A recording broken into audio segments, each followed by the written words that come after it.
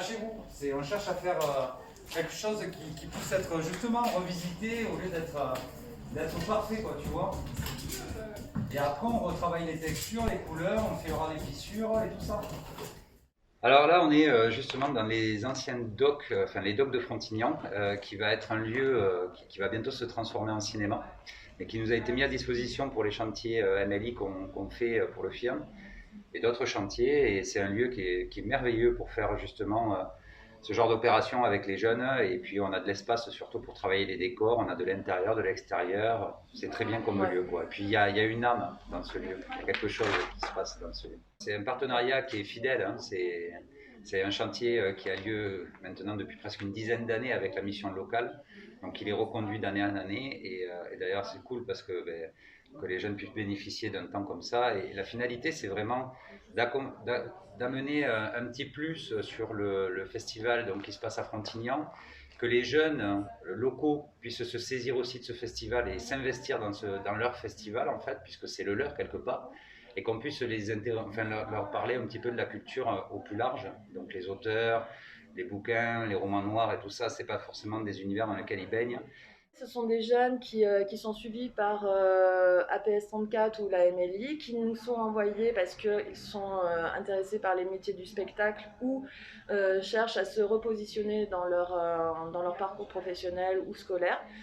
Et avec Fabien, par l'intermédiaire de 6 sauteuses, de perceuses et de pinceaux, on les aide à créer leur projet et en relation avec les personnes de la MLI et de la PS34, les conduire vers leur voie.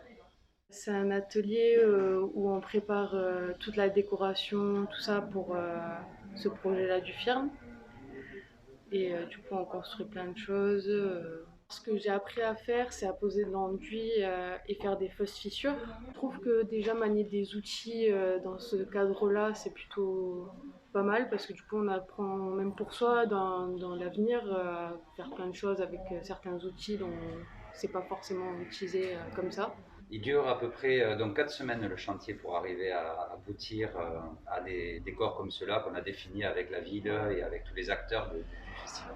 L'idée, c'est vraiment de les faire rencontrer les différents métiers pour qu'ils se donnent une vision accessible en fait de ces métiers. Parce que finalement, quelque part, on le situe toujours dans des studios, loin de nous, alors que c'est accessible à eux aussi. C'est l'Amélie qui m'a dirigé vers ici, avec ma conseillère, elle m'a conseillé de venir ici. Et ça pourrait être intéressant pour moi.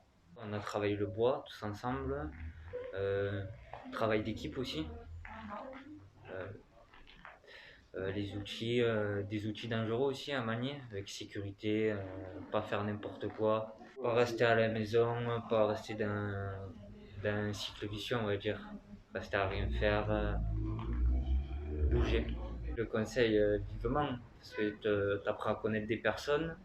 Après, il y a les personnes qui font des choses personnelles à côté, d'autres travail et qui t'expliquent aussi leur travail aussi.